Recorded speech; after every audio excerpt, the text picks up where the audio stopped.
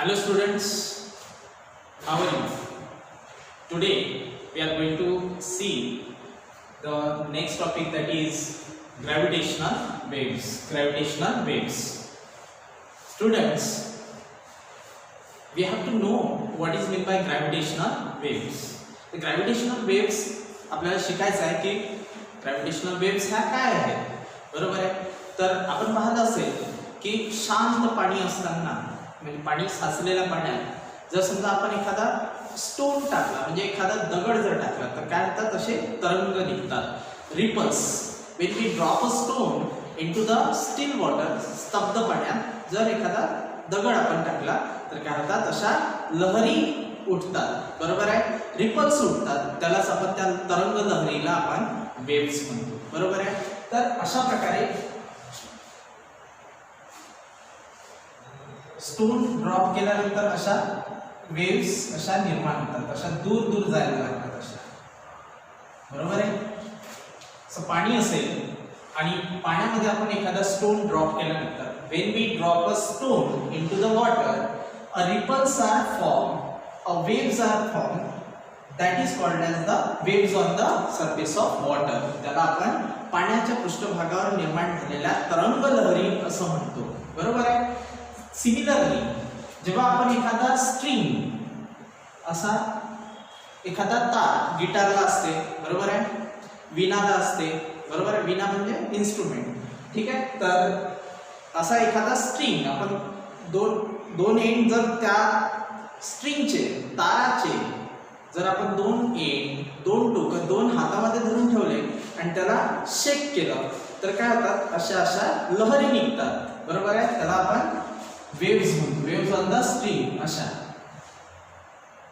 Rubber घ्या, rubber असा ताणा आणि त्या रबरला दोन हातात दोन टोकं जर रबरचे आपण व्यवस्थित पकडले, ताणला आणि त्यानंतर त्याला असं प्लग केलं तर काय होतात, रबर असा व्हायब्रेट होते. व्हायब्रेट झाल्यामुळे काय होतात, त्याच्या अशा वेव्स निर्माण होतात. तर वेव्स म्हणजे काय होते, तरंग लहरी. काय होते, तरंग लहरी. तर आपण वेव्स पाहिलं, पाण्यामध्ये जर समजा स्टोन टाकला आपण तर वेव्स निर्माण होतात. त्यानंतर स्ट्रिंग असेल, रबर असेल, बरोबर आहे, त्याला जर शेक केला आपण तर त्या व्हायब्रेशन्समुळे काय होते, अशा तरंग लहरी निर्माण होतात. त्यालाच आपण वेव्ह म्हणतो, बरोबर. तर अशाच वेव्स लाईट मध्ये सुद्धा असतात. जेव्हा एखादा सोर्स ऑफ लाईट असेल, एखादा सोर्स ऑफ लाईट असेल, म्हणजे इथून या ठिकाणी लाईट निघत असेल, जसं हा लाईट आहे, हा झाला सोर्स, इथून लाईट असा बाहेर येतो. लाईट जेव्हा बाहेर येते, लाईटची जाण्याची डायरेक्शन ही, लाईट जेव्हा बाहेर येतो तेव्हा तो सरळ येत नाही, तो कोणत्या स्वरूपात येतो, वेव्सच्या, लहरींच्या, म्हणजे वेव्स अशा ऑसिलेट होतात, अप अँड डाऊन. तर याला म्हणतो आपण वेव्स ऑफ वेव्स. आणि ह्या लाईटच्या आहे म्हणून याला वेव्स ऑफ लाईट. पण लाईट काय, एक इलेक्ट्रोमॅग्नेटिक वेव्ह आहे. तर या वेव्सला आपण इलेक्ट्रोमॅग्नेटिक वेव्ह म्हणतो, बरोबर आहे. म्हणजेच light is a form of electromagnetic wave. तर आता सध्या तर तुम्हाला इतकं समजायला पाहिजे की ह्या वेव्स आहे, वेव्हच्या फॉर्म मध्ये लाईट ट्रॅव्हल करतो. अशा प्रकारे लाईट ट्रॅव्हल करतो, बरोबर आहे. तर light is a form of electromagnetic wave. Understood. There are different type of waves of light. लाईटच्या वेगवेगळ्या प्रकारच्या वेव्स आहेत, लाईटच्या वेगवेगळ्या प्रकारच्या वेव्स आहेत. कोणत्या कोणत्या वेव्स, तर इथे पहा, आपण फर्स्ट वेव्ह घेतली आहे गॅमा रेज, बरोबर आहे. गॅमा रेज हा सुद्धा एक वेव्ह आहे, कशाचा, लाईट, बरोबर आहे. It is a type of wave of light. Another type is X rays. पहिला टाइप कोणता आहे, गॅमा रेज. दुसरा टाइप कोणता आहे, X rays. Third type is ultraviolet light और अल्ट्राव्हायोलेट रेज. तिसरा टाइप कोणता सांगितलं मी, ultraviolet rays. Fourth type is infrared rays. Infrared rays आपल्याला दिसत नाही हे, बरोबर आहे. आपल्याला गॅमा रेज, गॅमा वेव्स किंवा gamma rays, X rays, ultraviolet rays, infrared, microwave. Next type कोणता आहे, मायक्रोवेव्ह. हा सुद्धा आपल्याला दिसणार नाही कारण हा विजिबल लाईट नाही आहे. हा लाईट आपल्यासाठी पॉसिबल नाही आहे पाहणे, बरोबर आहे. ते इनव्हिजिबल स्पेक्ट्रम मध्ये असते. त्यानंतर रेडिओ वेव्स. तर अशा प्रकारे लाईट हा जो इनव्हिजिबल लाईट आहे तो सुद्धा वेव्हच्या फॉर्म मध्ये आहे. जर समजा गॅमा रेज असेल तर त्याला गॅमा रेज वेव्ह म्हणू आपण. एक्स रेज असेल तर एक्स रेज वेव्ह म्हणू, याच्या वेव्ह वेगळ्या. त्यानंतर अल्ट्राव्हायोलेट रेज याच्याही वेव्ह वेगळ्या. इन्फ्रारेड रेज याच्याही वेगळ्या. त्यानंतर मायक्रोवेव्ह वेव्स ह्या ज्या आहे वेव्स सुद्धा वेगळ्या आहेत. आणि रेडिओ वेव्स. बरोबर आहे. तुम्ही म्हणाल सर हे कसं आहे दिसत नाही.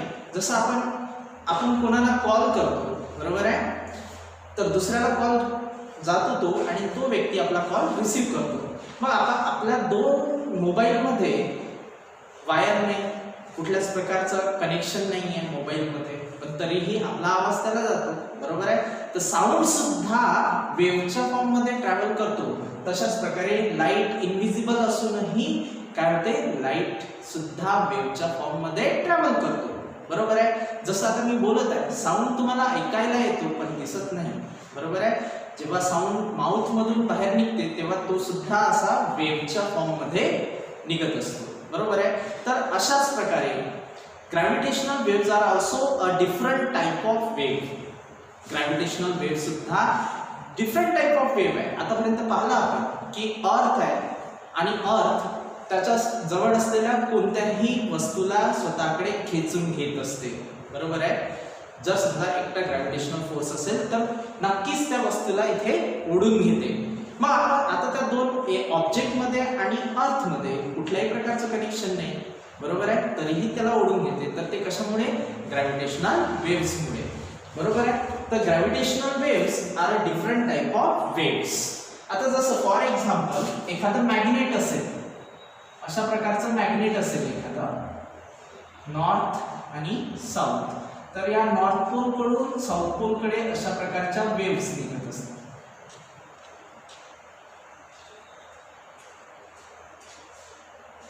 बरोबर आहे. अशा प्रकारच्या वेव्हज निघत असतात. तर अशाच वेव्हज प्लॅनेट मधून सुद्धा निघत असतील. प्लॅनेट मधून सुद्धा अशा वेव्हज निघत असतात. जर प्लॅनेट मधून अशा वेव्हज निघत असेल ज्या अट्रॅक्टिव्ह फोर्स अप्लाय करत असतात कशावरती, इतर ऑब्जेक्ट वरती, त्या फोर्सला आपण ग्रॅव्हिटेशनल फोर्स म्हटलं. आणि हा जो ग्रॅव्हिटेशनल फोर्स आहे हा सुद्धा वेव्हच्या फॉर्म मध्ये आहे म्हणून याला ग्रॅव्हिटेशनल वेव्हज म्हणू आपण बरोबर आहे. आता ग्रॅव्हिटेशनल इथे म्हटलेलं आहे आपण की gravitational waves are of different type of waves. ह्या वेगळ्याच प्रकारच्या वेव्हज आहेत बरोबर आहे. आणि या ग्रॅव्हिटेशनल वेव्हजला आपण आणखी काय म्हणू शकतो, the waves on the fabric of space time. The waves on the fabric of space time. इथे पहा, gravitational waves are different type of waves and they are also called as waves on the fabric of space time. Fabric म्हणजे काय, एखादा कापड बरोबर आहे. तर जे स्पेस आहे त्याला एक प्रकारचा कापड म्हटलाय. जसं आपण बेडवर बेडशीट टाकतो किंवा बसायला चटई टाकतो, बरोबर आहे. अशाच प्रकारे या स्पेसला एक प्रकारचा फॅब्रिक कापड म्हटलाय. म्हणजे जसं रुमाल असेल तर रुमाल सुद्धा एक प्रकारचा फॅब्रिक आहे बरोबर आहे. तशाच प्रकारे जर त्या रुमालवर आपण एखादा चेंडू ठेवला, एखादा भारी बॉल ठेवला आपण बरोबर आहे, तर तो बॉल कशावर आहे, फॅब्रिकवर आहे. तशाच प्रकारे या स्पेसला आपण काय म्हटलेलं आहे, फॅब्रिक. पहा मी रुमाल सारखं काढून दाखवलं तर अशी स्पेस आहे युनिवर्स मध्ये स्पेस बरोबर आहे, जागा आहे. जसं आपण आज इथे उभा आहे हे स्पेस आहे, स्पेस मध्ये आपण. तशाच प्रकारे या स्पेस नावाच्या फॅब्रिक मध्ये काय राहतात, वेगवेगळे प्लॅनेट्स, वेगवेगळे स्टार्स, वेगवेगळे ॲस्ट्रॉनॉमिकल ऑब्जेक्ट्स. जसं मेटिओर आहे, धूमकेतू आहे बरोबर आहे. काही डार्क प्लॅनेट आहे, लघुग्रह आहे बरोबर आहे. काही लार्ज प्लॅनेट्स आहेत. तर अशा प्रकारचे ॲस्ट्रॉनॉमिकल ऑब्जेक्ट या फॅब्रिक ऑफ स्पेस टाइम मध्ये राहतात बरोबर आहे. तर हे जे प्लॅनेट्स आहेत, हे प्लॅनेट्स या स्पेस टाइम मध्ये अशा वेव्स क्रिएट करतात.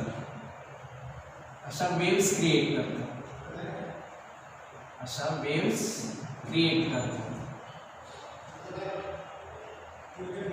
ज्या ब्ल्यू लाईनने मी ड्रॉ करत आहे त्या वेव्स आहेत. प्लॅनेटच्या मोशनमुळे किंवा प्लॅनेटच्या मासमुळे या वेव्स या फॅब्रिक ऑफ स्पेस टाइम मध्ये काय होतात, वेव्स क्रिएट होतात. हे समजून घेण्यासाठी आपल्याला काय करावं लागेल, जर एखादा जाळं असेल किंवा एखादा कापड असेल त्याच्यावर जर आपण बसलो तर बसल्यानंतर काय होणार, असे असे व्हायब्रेशन. तुम्ही सोफ्यावर बसा, जोराने बसा, असेल बसल्यानंतर काय होणार, अशा प्रकारचे व्हायब्रेशन होतात आणि त्या व्हायब्रेशनमुळे काय होते, वेव्स जनरेट होतात. त्या वेव्सला आपण काय म्हणतो, ग्रॅव्हिटेशनल वेव्स. बरोबर आहे, ग्रॅव्हिटेशनल वेव्स म्हणायचं. येत्या लक्षात. या ज्या ग्रॅव्हिटेशनल वेव्स आहेत त्या कशामुळे क्रिएट होतात, due to the mass of planet and its motion. खूप लार्जर मास, आपण इमॅजिन करू शकत इतके मोठे मोठे प्लॅनेट्स आहेत, स्टार आहेत स्पेसमध्ये, तर त्यांच्या मासमुळे आणि त्यांच्या रिव्हॉल्युशन रोटेशनमुळे, त्यांच्या मोशनमुळे काय होते, स्पेसमध्ये अशा प्रकारच्या व्हायब्रेशन किंवा अशा प्रकारच्या वेव्स जनरेट होतात. त्या वेव्सला आपण काय म्हटलं आहे, त्या वेव्सला ग्रॅव्हिटेशनल वेव्स किंवा waves on the fabric of space-time. Waves on the fabric of space-time. Waves on the fabric of space-time. किंवा त्यालाच आपण ऑर मध्ये ग्रॅव्हिटेशनल वेव्स म्हणतो. काय म्हणायचं, ग्रॅव्हिटेशनल वेव्स. बरोबर आहे. घरी तुम्ही एक्सपेरिमेंट करू शकता. दोघा जणांना रुमाल टाईटली होल्ड करून ठेवायला सांगायचा किंवा कोणतीही चादर असेल किंवा एखादी दुसरा कोणताही कापड असेल आणि त्याच्यावर एखादी भारी वस्तू अशी टाकायची, तर काय ते अशा प्रकारचे व्हायब्रेशन होतात. आणि त्या व्हायब्रेशनमुळेच काय समजू आपण की त्या व्हायब्रेशनमुळेच काय होतात, वेव्ह जनरेट होतात. बरोबर आहे.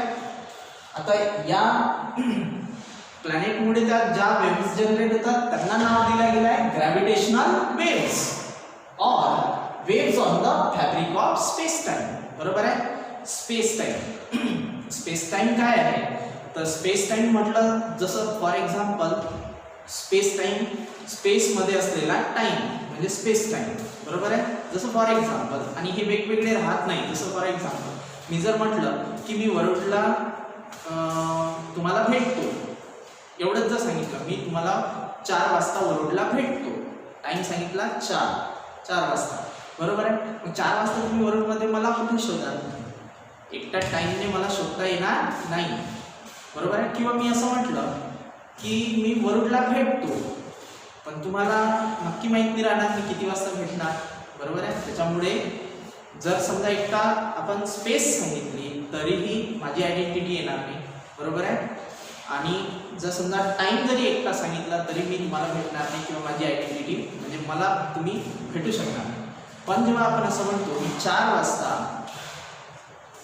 या हॉटेलमध्ये किंवा या ठिकाणी किंवा आपल्या समर्थ कोचिंग क्लासेसमध्ये मी भेटणार, तर तुम्हाला आता स्पेस माहीत झाली, सोबतच त्या स्पेसला त्यावेळेसचा टाइम जोडलेला आहे ते सुद्धा माहीत झालं. याला टाइम आणि स्पेसला आपण जर कंबाईन ठेवलं तर एक्झॅक्ट लोकेशन मिळते. बरोबर आहे. तर त्या स्पेस आणि टाइमला आपण वेगळं करू शकत नाही. तर स्पेस आणि टाइम याला म्हणतो आपण. बरोबर आहे. तर त्या स्पेस टाइम एक स्पेस आहे त्याला आपण फॅब्रिक म्हटलं आणि त्या फॅब्रिकवर प्लॅनेटच्या, स्टार्सच्या किंवा कोणत्याही प्रकारच्या ॲस्ट्रॉनॉमिकल ऑब्जेक्टच्या मोशनमुळे ज्या वेव्ह जनरेट होतात त्याला ग्रॅव्हिटेशनल वेव्स म्हणतो. बरोबर आहे. या ज्या वेव्स असतात त्या एका स्पेशल इन्स्ट्रुमेंट्सनी आपण काय करतो, डिटेक्ट करतो. त्या इन्स्ट्रुमेंटचं नाव आहे लिगो. ह्या ज्या वेव्स आहेत it is very difficult to detect them. त्यांना शोधणं, दिसत तर नाहीच पण त्यांना शोधणं हे खूप कठीण काम आहे. आणि दुसरी गोष्ट, या वेव्स खूप स्ट्रॉंग नसतात, खूप वीक वेव्स असतात, कारण खूप मोठं डिस्टन्स कव्हर करून आपल्या प्लॅनेटवर त्या वेव्स येतात दुसऱ्या ऑब्जेक्टमध्ये. बरोबर आहे. तर त्या वेव्स ज्या असतात त्या वीक असतात, very very weak waves are there. आणि ह्या वेव्स आपल्याला जर कॅप्चर करायच्या आहे, आपल्याला डिटेक्ट करायच्या आहे, तर we should have a sensitive instruments. आपल्याजवळ सेन्सिटिव्ह इन्स्ट्रुमेंट्स असणं आवश्यक आहे आणि ते सगळे सेन्सिटिव्ह इन्स्ट्रुमेंट्स ह्या ज्या ग्रॅव्हिटेशनल वेव्स आहेत त्या डिटेक्ट करतात. बरोबर आहे. असंच एक इन्स्ट्रुमेंट आहे त्याला आपण लिगो म्हटलं आहे. LIGO, laser, L for laser, I means interferometry, G means gravitational waves, O means observatory. तर LIGO म्हणजे काय होते? LIGO हे एक इन्स्ट्रुमेंट आहे, शॉर्ट फॉर्म आहे LIGO. कशाचा शॉर्ट फॉर्म आहे? Laser, interferometry, gravitational waves, observatory. Laser, interferometry, gravitational waves, observatory. Laser, interferometry, gravitational waves, observatory means काय होते? LIGO. LIGO is a sensitive instrument which is used to detect the gravitational waves or waves on the fabric of space time. या waves detect करण्यासाठी हे instrument आहे. Important question याच्यावर येऊ शकते. आणि हा जो पॅराग्राफ दिलेला आहे तुम्हाला टेक्स्टबुक मध्ये, हा पॅराग्राफ जसा तसा तुम्हाला एक्झाम मध्ये येऊ शकते आणि त्यावर बेस्ड क्वेश्चन्स तुम्हाला दिला जाऊ शकते किंवा इन्स्ट्रुमेंटचं नाव विचारलं जाऊ शकते. So it is very important for the exams point of view. आता ह्या ज्या वेव्स आहेत हा कोण इमिट करते? जेव्हा समजा एखादा प्लॅनेट आहे त्याच्या मोशनमुळे वेव्स जनरेट होतात, म्हणजेच हे प्लॅनेट काय इमिट करते? Gravitational waves. तर अशा प्रकारे आपल्याला या वेव्स मधून काय फायदा आहे? What is the benefit of this waves? तर या वेव्स डिटेक्ट केल्यानंतर ज्या प्लॅनेट पासून ह्या ग्रॅव्हिटेशनल वेव्स जनरेट होतात त्या प्लॅनेटची आपल्याला पूर्ण माहिती घेता येते. मग स्पेसमध्ये, युनिवर्समध्ये अशा वेव्स आपण डिटेक्ट करून युनिवर्सची माहिती घेता येऊ शकते. तर scientist, our Indian scientist have contributed significantly in this work. या कामामध्ये आपल्या भारतीय वैज्ञानिकांनी सुद्धा महत्त्वाची भूमिका बजावलेली आहे. आणि this is the way by which we can explore the universe. युनिवर्समध्ये आपल्याला पूर्ण माहिती आपल्याला या ग्रॅव्हिटेशनल वेव्हच्या मदतीनं मिळवता येते. ठीक आहे. आइन्स्टाईननी सांगितलं होतं 1916 मध्ये, in the year 1916 Einstein have introduced the existence, Einstein have proposed the existence of gravitational waves. आइन्स्टाईनने सांगितलं होतं 1916 मध्ये की अशा प्रकारच्या ग्रॅव्हिटेशनल वेव्स युनिवर्समध्ये असतात. प्लॅनेट्स किंवा स्टार्स ज्या काही ॲस्ट्रॉनॉमिकल ऑब्जेक्ट असतील त्यांच्यामधून ह्या ग्रॅव्हिटेशनल वेव्स आपल्याला मिळतात, त्यांच्यापासून ह्या इमिट होतात आणि आपण त्यांना पाहू नाही शकत पण डिटेक्ट करू शकतो by special instruments. And that instrument is LIGO, laser interferometry gravitational waves observatory. This is the name of that instrument. तर अशा प्रकारे आपण आज ग्रॅव्हिटेशनल वेव्स समजून घेतलं की अशा प्रकारे स्पेस असेल, पूर्ण स्पेस असेल, ब्रह्मांडामध्ये जे स्पेस आहे त्याला म्हटलं आपण फॅब्रिक ऑफ स्पेस टाइम. आणि त्याच्यामध्ये जे प्लॅनेट्स किंवा स्टार्स किंवा आणखी काही ॲस्ट्रॉनॉमिकल ऑब्जेक्ट्स असतात त्यांच्या मोशनमुळे ज्या वेव्ह जनरेट होतात त्या वेव्हला आपण ग्रॅव्हिटेशनल वेव्स म्हणतो. One by one points note down करून घ्या. आणि या हे थिअरी आहे आजच्या टॉपिकची. मी सगळे पॉइंट्स क्लिअर करून दिलेले आहेत तुम्हाला. Waves are created on the surface of water when we drop a stone into it. पाण्यावर जर आपण दगड टाकला तर तरंग उमटतात, ते तरंग म्हणजे waves. Waves are also created on a string when we hold it with the two hands and shake it. जर समजा असं तार किंवा रबर आपण धरला आणि त्याला जर व्हायब्रेट केलं तर त्याच्यावर काय येतात? वेव्स जनरेट होतात. तर लाईट सुद्धा अशाच प्रकारचा एक वेव्ह आहे आणि वेगवेगळ्या प्रकारचे लाईट वेव्स आहेत आपल्याकडे. Gamma rays, X rays, ultraviolet rays, infrared rays, microwave rays and radio waves. These are the waves.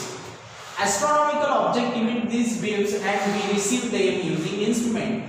Astronomical object, planet, star किंवा आणखी काही ऑब्जेक्ट्स जे आहेत ते या वेव्स इमिट करतात, बाहेर सोडतात, म्हणजे जनरेट करतात आणि आपण सेन्सिटिव्ह इन्स्ट्रुमेंटच्या मदतीने ते वेव्स कॅप्चर करू शकतो. त्यानंतर हे जे आपल्याला युनिवर्सचं नॉलेज मिळालेलं आहे, ज्ञान जे आपण मिळवलेलं आहे युनिवर्सचं, ते कशामुळे आहे? Because of these waves. या वेव्हच्या माहितीमधून, वेव्हच्या मदतीने आपल्याला त्या ॲस्ट्रॉनॉमिकल ऑब्जेक्टची आणि युनिवर्सची माहिती मिळालेली आहे.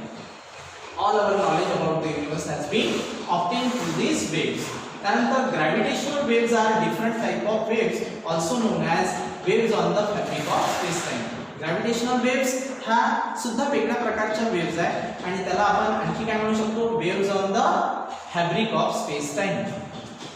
Einstein predicted their existence in the 1916 मध्ये या वेव्स विषयी, ग्रॅव्हिटेशनल वेव्स विषयी आइन्स्टाईनने सांगितलेलं होतं. ह्या वेव्स कशा असतात, वीक असतात. वेव्स कशा असतात, these waves are weak and difficult to detect them, and to detect these waves we required a special sensitive instrument that is known as LIGO. LIGO means laser interferometry gravitational waves observatory. हा इन्स्ट्रुमेंटचं नाव आहे. Important आहे, याच्यावर question विचारला जाऊ शकतो, बाकी नाही विचारणार. पण पॅरेग्राफ आला तर मग लाईन टू लाईन क्वेश्चन सुद्धा छोटे छोटे क्वेश्चन्स फॉर्म होतात, बरोबर आहे. त्यानंतर हे स्पेस फॅब्रिक सारखी, एखाद्या कापडासारखी, एखादं जाळं मकडी का जाल असं म्हटलं असेल तुम्ही, तर ते जे जाळं असते ते सुद्धा एक प्रकारचा स्पेस आहे. त्याच्यावर मकडी असेल तर मकडीमुळे काय ते स्पेस व्हायब्रेट होते, बरोबर आहे. तसंच व्हायब्रेशन या प्लॅनेटमुळे स्पेसमध्ये होते, तर त्या वेव्स जनरेट होतात, त्याला आपण ग्रॅव्हिटेशनल वेव्स म्हटलं आहे. तर students, I hope you understood the topic gravitational waves. And if you have any doubt or queries, let me know. Till then, thank you. See you in the next lecture. Thank you so much.